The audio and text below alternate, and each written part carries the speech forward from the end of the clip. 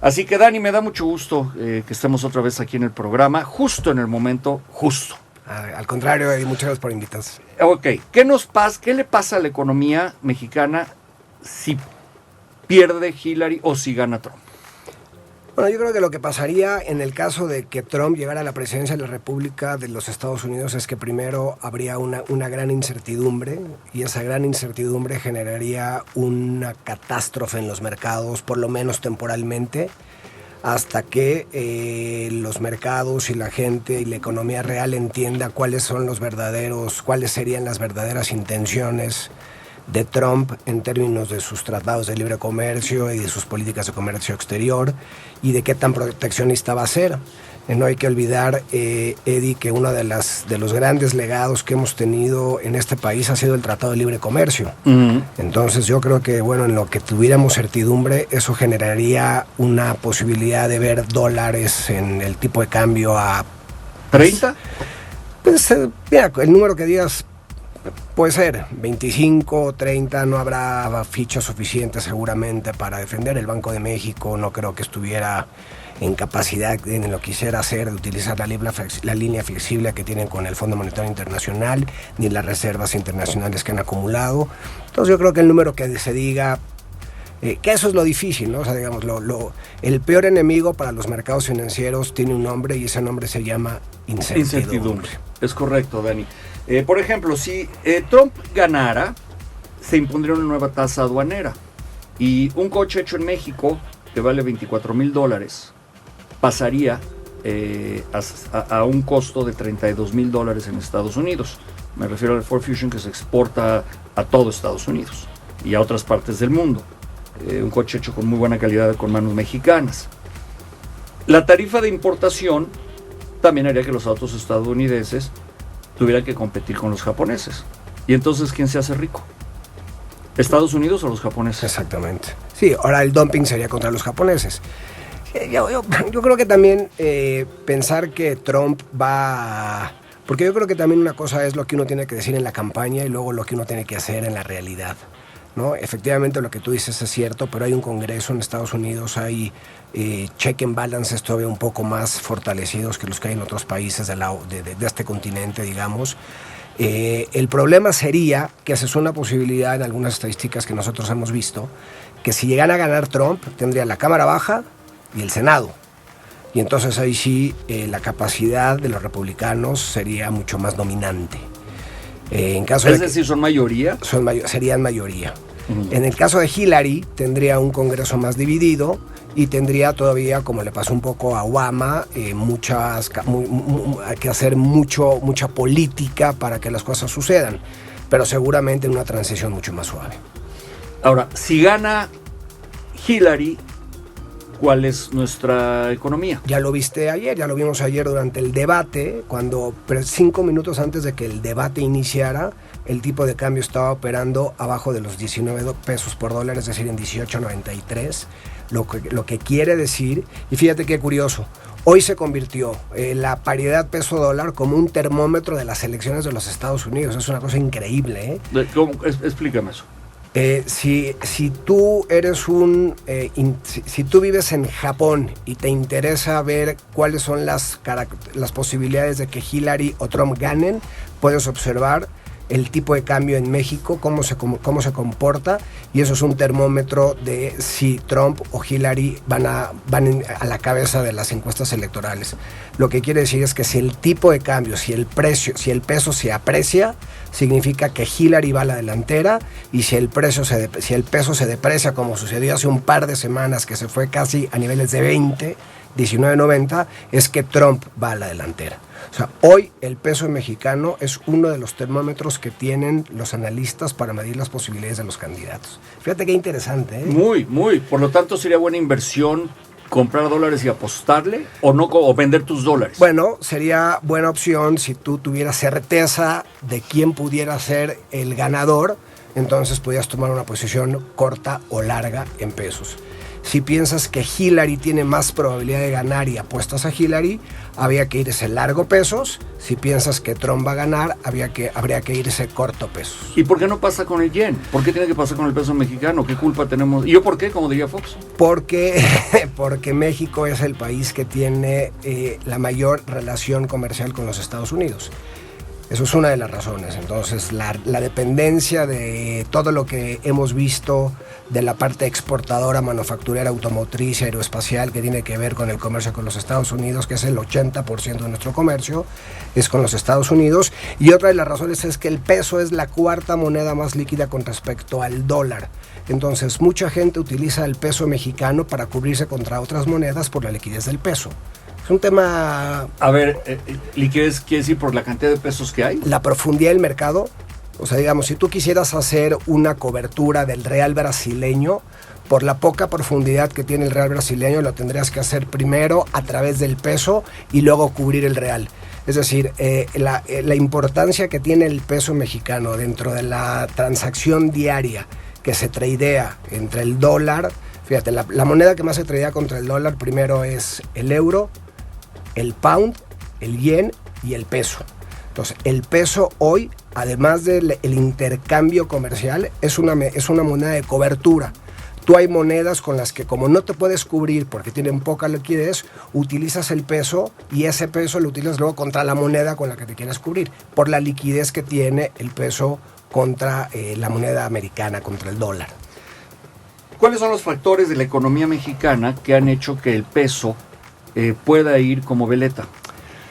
Bueno, yo creo que hay varias, Eddie. La pregunta es, oye, ¿Trump es el culpable? Pues yo creo que es uno de los culpables. También has tenido que la deuda en nuestro país ha crecido 10 puntos en este sexenio, lo cual claramente ya hay un compromiso de corrección en el paquete fiscal, en el paquete económico que se mandó para el 17.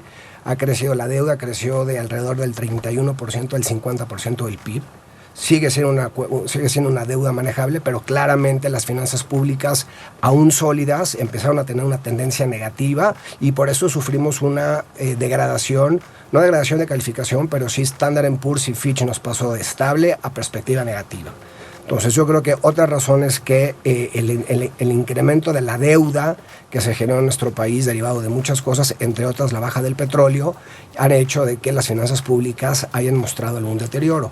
Yo estoy seguro que desde el secretario anterior al actual secretario Meade, en el 17 veremos ya por primera vez un superávit primario. No va a estar fácil, pero la intención es que en el 17 tengamos un superávit primario, es decir, que sin contar intereses haya fiscalmente tengamos más ingresos que egresos. Y soy Eddie Warman y platico con Danny Becker. Él es el presidente director general de Banca Mifel, que como escucha usted tiene una gran información y además una manera muy fácil de explicarlo.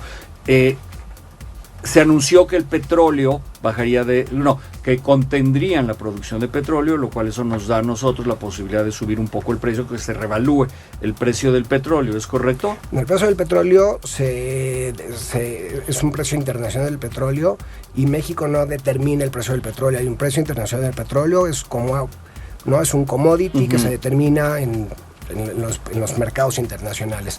Lo que sí es cierto es que hoy el precio del petróleo está en $51, el WTI, no la mezcla mexicana que generalmente está un poco más abajo, pero el hecho de ver el petróleo en $51 me parece que es un signo muy positivo porque ayudará a las finanzas públicas. El problema también que ha tenido Pemex es que también antes se producían alrededor de 3.2 millones de barriles y hoy se están produciendo 2.4 millones de barriles de petróleo. Claro, no hay infraestructura. Se han ido acabando los pozos que eran muy exuberantes, que eran shallow waters, digamos aguas poco profundas, donde es muy fácil la extracción y muy barata. Pero yo creo que con la reforma energética, que tardará y que seguramente si veremos otra vez el precio del petróleo regresar a niveles de $50, $60, que es donde los especialistas ven el equilibrio, seguramente veremos que la reforma energética tendrá su impacto en nuestro país. ¿Será inmediato? No. ¿Veremos beneficios del corto plazo? No. ¿Es una reforma de gran calado? Sí. Dame tu Twitter mientras vamos a preparar ir a Noticias e Informe Vial, por si la gente te quiere seguir consultando, Dani Becker. Por supuesto, es @dbeckerf, Becker CK con F al final, dbeckerf. dbeckerf con CK. Voy a ir a Noticias e Informe Vial y regreso para dar las conclusiones de la economía. ¿Qué pasará con esta turbulencia? Gane quien gane. ¿Y cómo nos defendemos? Ahí viene el punto. Vamos a Noticias e Informe Vial. Soy Eddie Warman y estamos de regreso siempre en 88.9. Continúo platicando con Dani Becker, presidente y director general de Banca Mifel, y estamos hablando sobre el problema de la economía, si gana o si pierde Clinton o gana Trump o viceversa, y hay varios factores externos. Uno muy importante, además, es que el peso se ha convertido en una medida de elección, de percibir las elecciones, quién va a ganar, decías Dani Becker, moneda que no se tomaba antes en cuenta en Japón, por ejemplo. Por ejemplo, los japoneses, seguramente había algunos bancos que sí tenían intercambio y hacían trading, pero hay otros bancos que hoy miran al peso para poder evaluar cómo van las encuestas entre Clinton y Hillary, entre Clinton y Trump. Ahora, ¿las tasas de interés han subido en México? Sí han subido, Eddie, esa es una muy buena pregunta, porque desde que empezó, otra vez, yo no pienso que el único elemento que nos haya golpeado sea Trump. Yo creo que es la combinación de lo que acabamos de platicar, el precio del petróleo, las finanzas públicas, Trump, el mundo, la globalización. Me da mucho miedo, hay un gran temor de los agentes económicos de que volvamos al proteccionismo, no solo en México, sino en el mundo, que eso es un tema que la próxima vez que me invites hablaremos de eso. Okay, me parece que me parece que es un tema fundamental. Pero bueno, yo creo que lo que ha tratado de hacer el Banco de México es estar adelante de la curva, es decir, para tratar de contener una salida de capitales por la liquidez que tiene el peso, una parte muy importante de la deuda externa en México, de los CETES y de los bonos de largo plazo, llamados bonos M, alrededor del 50-55% está en manos de extranjeros. Y lo que intenta hacer el Banco de México es privilegiar incrementando la tasa, lo cual no es bueno para el consumo mexicano, pero privilegiar eso para que no haya una corrida de capitales. ¿Por qué? Porque tienes el diferencial de tasas de interés entre las tasas que pagan los norteamericanos versus las tasas que pagan los mexicanos. Y si además la moneda es estable, tú como un manejador de fondos prefieres estar en un país que te paga una tasa del 5 o 6% que estar en un país que te paga una tasa de 1/4 punto. Por supuesto. Y si además la moneda es estable, entonces es un buen trade para un manejador de recursos. Entonces yo creo que lo que han tratado de hacer es privilegiar subiendo la tasa, el que los dólares se permanezcan en nuestro país, y además me parece que también, como hay un contenido importante de importación en el tipo de cambio, hay una cosa que se llama el pass-through, que es que el tipo de cambio cuando sube, en términos de las importaciones, hace que la inflación se presione. Entonces también creo que el Banco de México ha cuidado que no haya una corrida de capitales y contener la inflación, que el objetivo del Banco de México, el único objetivo que tiene el Banco de México en nuestro país, a diferencia de Estados Unidos, que tiene dos objetivos, es mantener la estabilidad de precios. En Estados Unidos la FED tiene dos objetivos: estabilidad de precios y pleno empleo. En México, por lo que hemos vivido, y me parece que es muy relevante porque muchos de los que te oyen hoy, a ti, Eddie, tú y yo no, pero muchos de los que te oyen no saben lo que es haber vivido inflación, crisis económica, se les ha olvidado. Y hoy tú puedes tener una hipoteca, una casa, 20 años, a tasas de un dígito. Eso, Eddie, te acordarás que... Yo me acuerdo cuando estaban a 40% o 50%. Y si te las daban, ¿no? Y si la conseguías, hoy tú... Te consta, nos constas, has podido comprar una casa, venderla, tomar otra hipoteca. Entonces, mantener las finanzas sanas públicas, adelantar lo que ha hecho el Banco de México, mucha gente lo ha criticado, a mí me parece que claramente es una cosa muy importante para mantener la estabilidad. Y además este paquete fiscal que viene, el paquete del 17, si bien trae casi 300,000 millones de pesos de recorte, que se va a ver impactado en un menor crecimiento económico, es responsable porque cambia la tendencia de un apalancamiento del sector público, y entonces otra vez vuelve a haber confianza en el país y por lo tanto en la moneda, y por lo tanto eso debería de generar en el mediano plazo una estabilidad en la moneda. Por eso muchas veces hemos oído al gobernador del Banco de México decir que muy probablemente veamos el tipo de cambio regresar a niveles de 17 saltos. Bueno, pues ojalá que así sea. Ya vimos ayer, que ya por lo menos regresó a niveles de 18 saltos. Dani, ¿cómo te localizamos? ¿A través de Twitter? Sí, por supuesto, del tweet de Becker, arroba de Becker F, y por supuesto también en nuestro Twitter institucional, en nuestra web abierta, que es www.mifel.com.mx. Muchas gracias, Dani. Al contrario, siempre un gusto, y la próxima hablamos de proteccionismo.